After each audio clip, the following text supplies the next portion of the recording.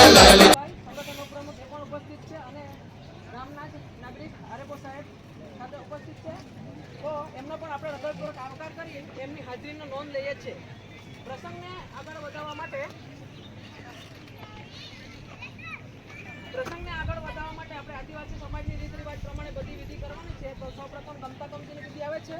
તો હું ગામના આગેવાન અને વડીલ એવા જયંતિભાઈને વિનંતી કરીશ કે આગળની વિધિ જયંતિભાઈ કરશે.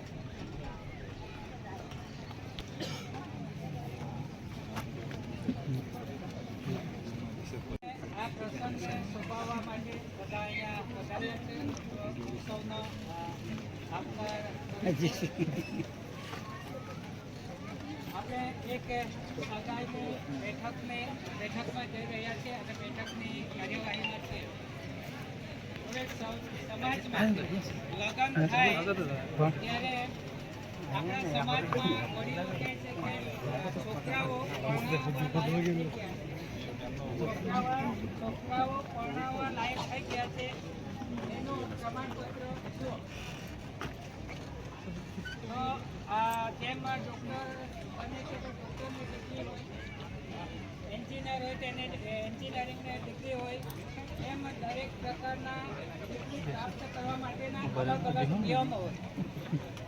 તો એમ કહેવામાં આવે છે આપણા વડીલોની પ્રથામાં કે વડીલોની ભાષામાં 5 જણ હોય ત્યાં પરમેશ્વર હોય. એટલે આ વડીલો 5 કરતાં વધારે છે. બંને છોકરાઓ તમને વિનંતી કરીશ કે બધા વડીલોને જોઈ લેવાનું. વડીલો આજે તમારા પ્રસંગને અનુરૂપમાં ભગવાનના રૂપમાં વડીલો હાજર છે અને આ વડીલોની ભગવાનના રૂપમાં વડીલો માતાઓ બહેનોની હાજરીમાં હું તમને ભાઈ પૂછું છું, તમને છોકરી ગમે છે? ભાઈ તમને છોકરીઓ ગમે છે?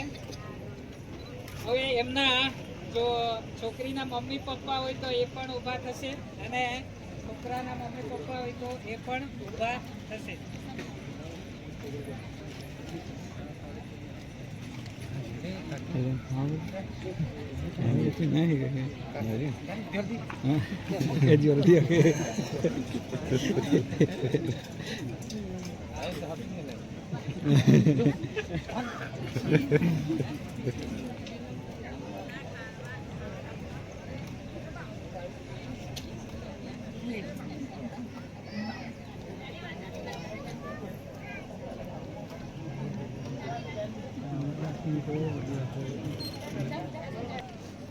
અત્યારે આપણે જે પ્રસંગ લગ્નના પ્રસંગ એટલે શરૂઆત કરીએ છીએ એમાં પાછળથી કોઈ પણ જાતનો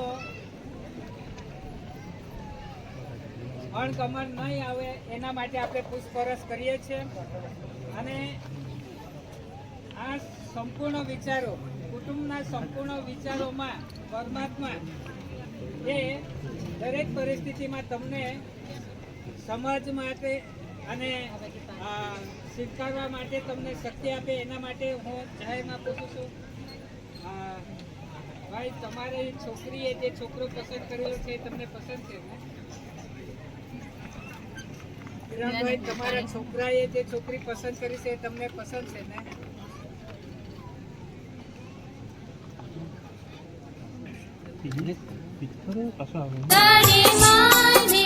સલામી લેજે માં બેન